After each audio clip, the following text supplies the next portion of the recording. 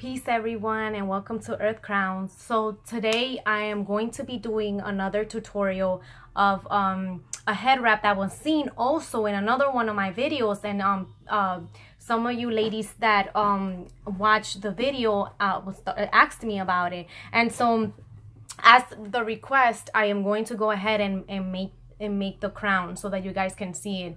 This one has no name. Probably when I upload it, it'll then have a name.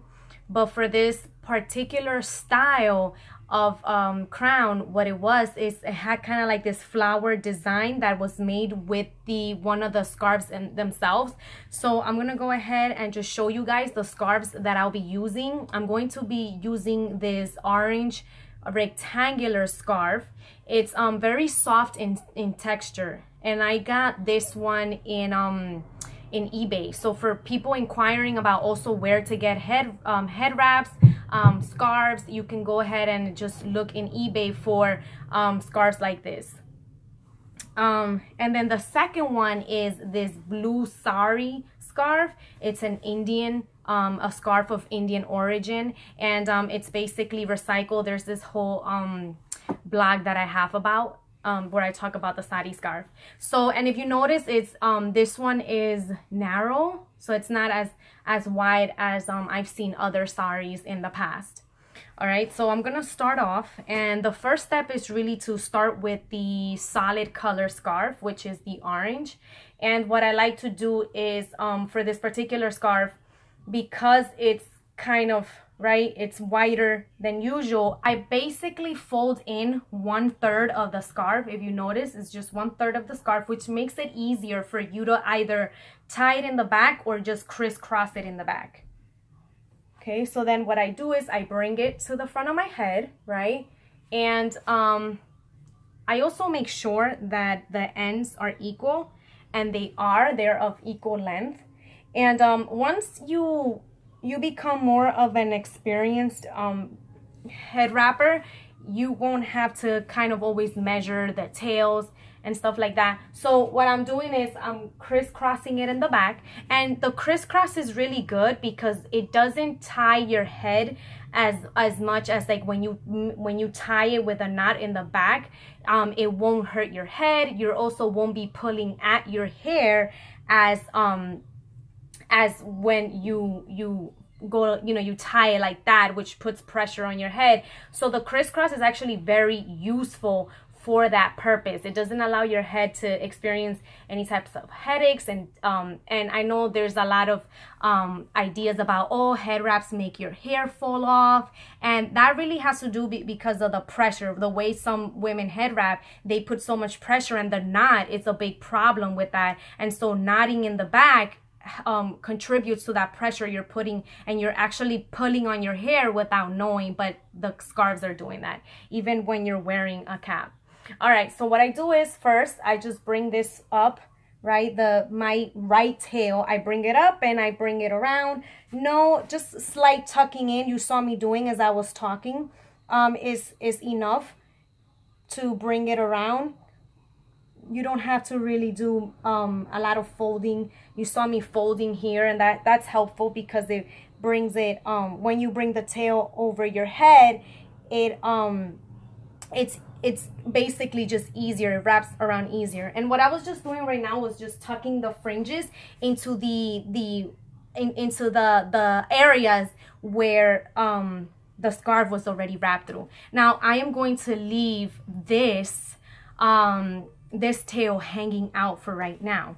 So what I'm going to do next is using the sari scarf, I'm just gonna place it on my head like this. So as you're placing the sari, what you want to do is you want to make one side longer than the other. You do not want to have so this is a moment where unequal sized tails is gonna be perfectly useful, and it's not gonna ruin your head wrap.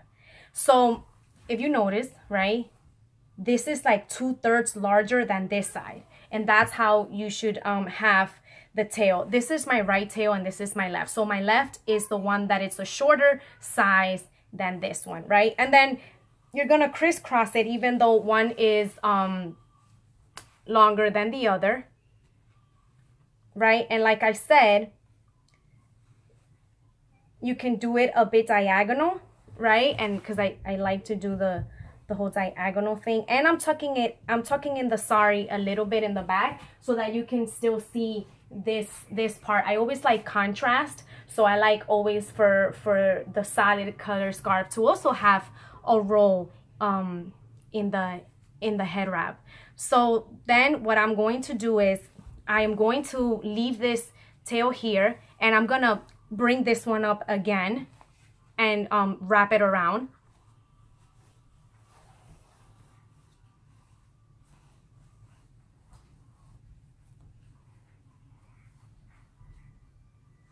And if you notice, right, I wrapped it all the way around, and then I have these fringes left here. What I'm gonna do with this tail is I'm bringing it also around diagonally as well. And then I'll mess around with this towards the end. But for right now, what I'm gonna do is just hold these two, and I'm gonna get a small little scrunchie that belongs to my daughter, and I'm gonna use it for this. So this is then I'm using the scrunchie. It's I had a blue one, but I don't know what happened to it, so it's gonna just for demo purposes. And I'm using it like if it was right, I'm basically just tying it around here. And then what I am going to do is just play with the fringes and kind of make like this flower, this tiny flower. I mean, if you want, you can also play around and like tuck in these the triangle parts to make it more but I kind of like this effect where the fringes are kind of acting like if they were the petals of the flower. Okay, and so you could play around with it until you get the desired effect. Now with this, what I'm going to do is I'm bringing it around, and the reason why I brought it around and I didn't use because right, you were thinking, oh, it could be easier just to have left the tail that was originally on the right side. And the reason for me not doing that is because it turns out for me that I kind of want that to show in the back is like this little swingy part to come out. I mean, I hope it comes out. And what I'll do is first I am going to just do a minor folding here, right? You notice, and then I'm gonna bring this up, right? Move, and then the fringes basically tie them in to the wrap. Okay, so folded, I tucked it in, so I tucked the scarf into itself is literally what I did. And I'm just gonna turn around so that you can see what I'm talking about. It's like you get to see that journey of, which is why I, even though it was the left tail, I brought it to my right side, because as you wrap it around your head, you're going to see the journey of that orange tail come around. Okay, so I want you guys to see it. All right, and then the last step is basically just, again, rearranging the fringes so that it ends up like these cute little petals on your head that resemble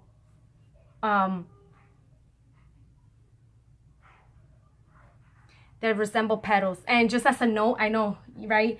Well, I'm gonna finish this off, right, with these earrings. They kind of go with the sari, who, if you notice, the sari has some sort of flashes of silver in it. So these silver earrings really go well, and they do really good contrast with the head wrap. And just as a note, I actually, the first time I did this design in 2013, I was pregnant, and I met Ka wearing this design. It was much puffier, right? Because you can make it puffier and make it suit your needs. But yeah, I thought that was pretty cool, and I wanted to share that. But I also, before I let you go, I hope that the tutorial was pretty self-explanatory and that, again, adapted, right?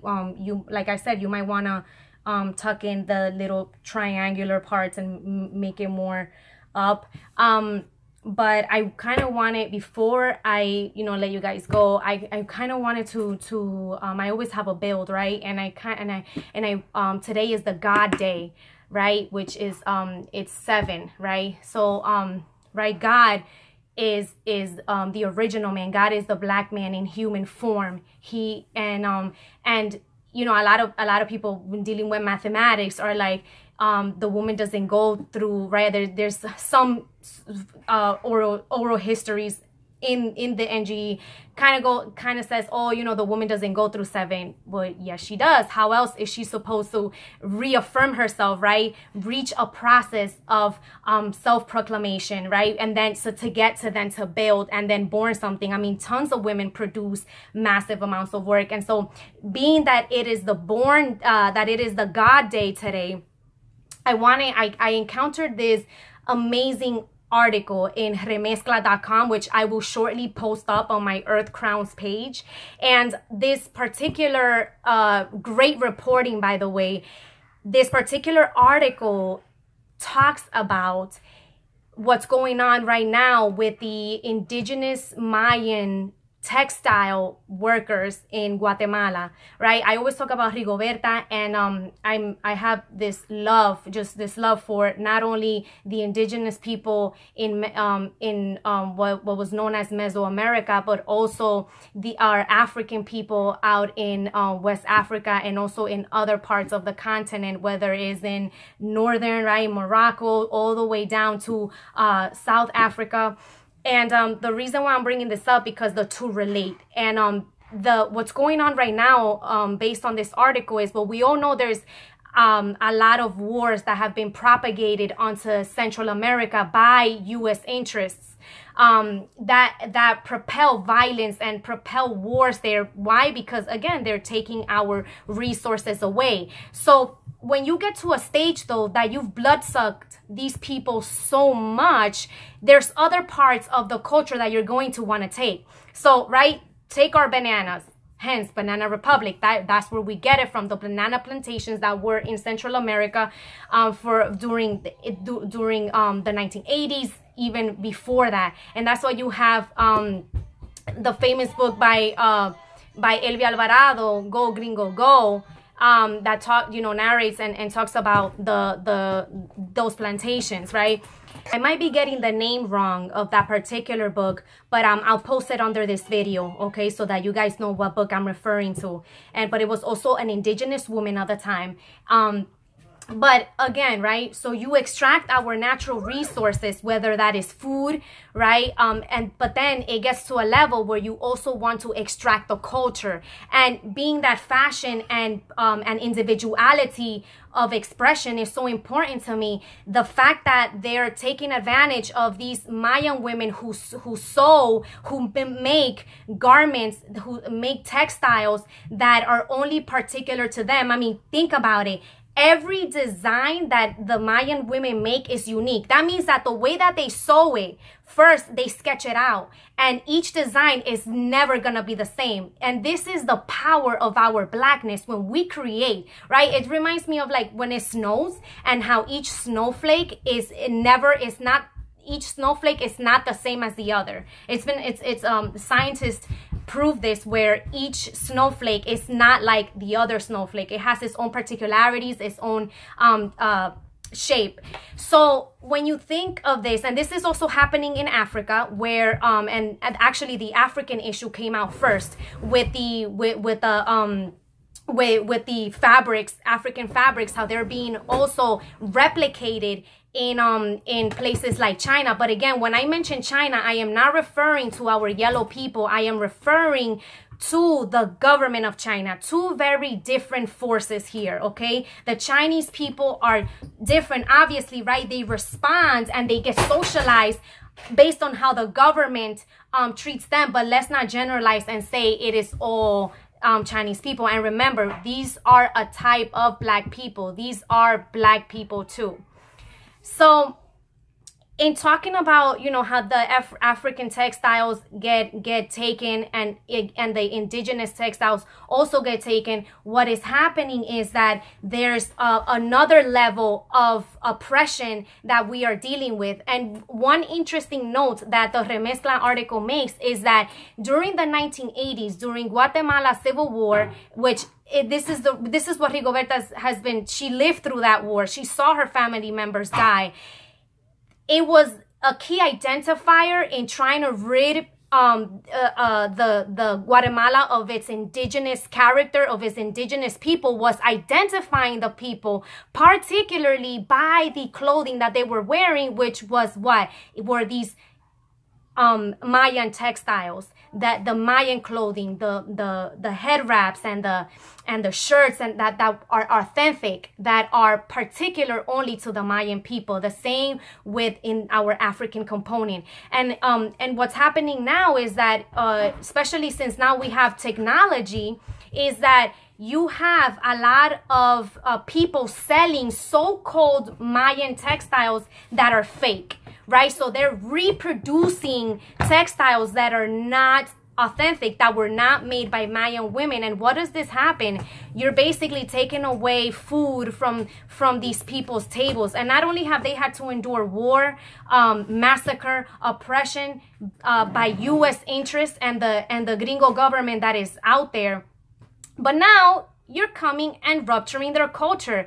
And I identify with that so much, because even us, right, even where my daughter is here with me, even like with people that are creating things, right, and exposing it through Facebook nowadays, or through this medium, through YouTube, right, you tend to find that the people that become more of a business, or people that have a large following because they've simplified somehow somebody else's creative mindset and their creative form, right? It's a form of grafting.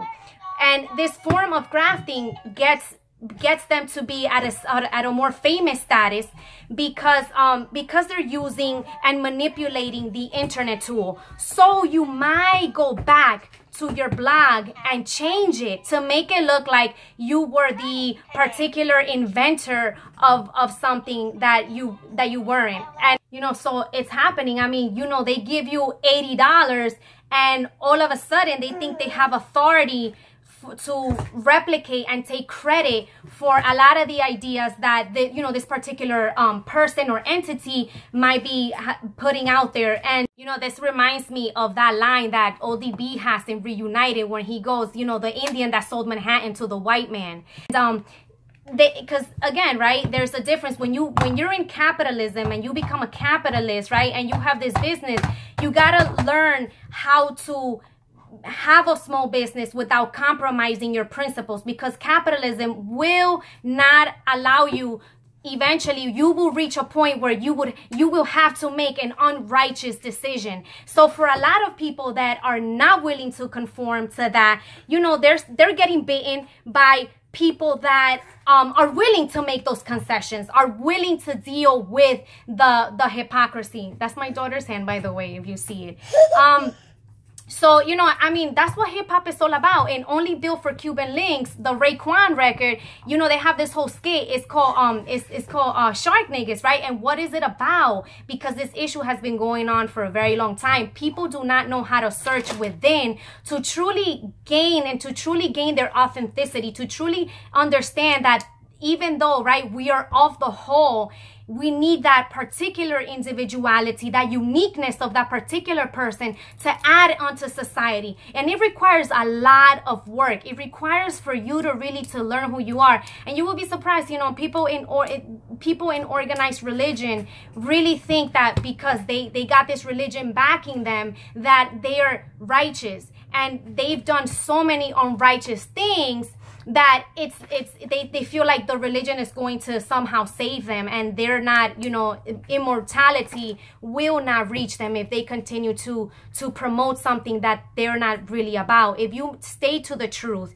if you stick to your truth, if you continue to genuinely, truthfully, always with the truth, portray who you are, then you know you don't have a problem. But if you're worried about being, you know, successful, you know, because you think that you brought this particular thing to this particular group of people, right? Then that you're so stuck in this like leadership role that you forget that that's not really what life is about. But again, capitalism, like I said, will do that to you.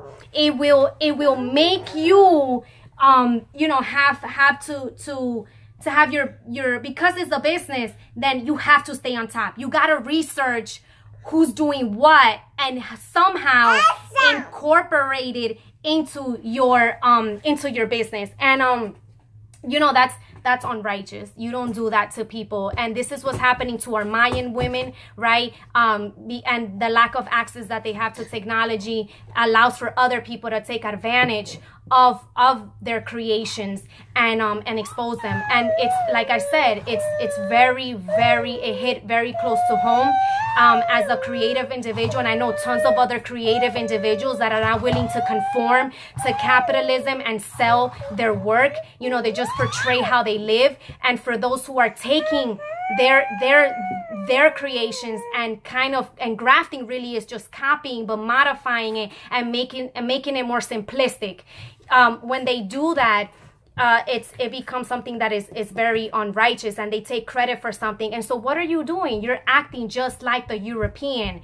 You're living out a reality that is non-black. And if you're claiming to be of a certain religion, or if you're claiming to be a certain a person, an original person, right, what sociologists would call person of color, then look at your actions. Make sure that you have gone through the process of the knowledge of yourself, that you have deconstructed yourself, that you are constantly developing your arts uniquely as yours, not as anyone else's.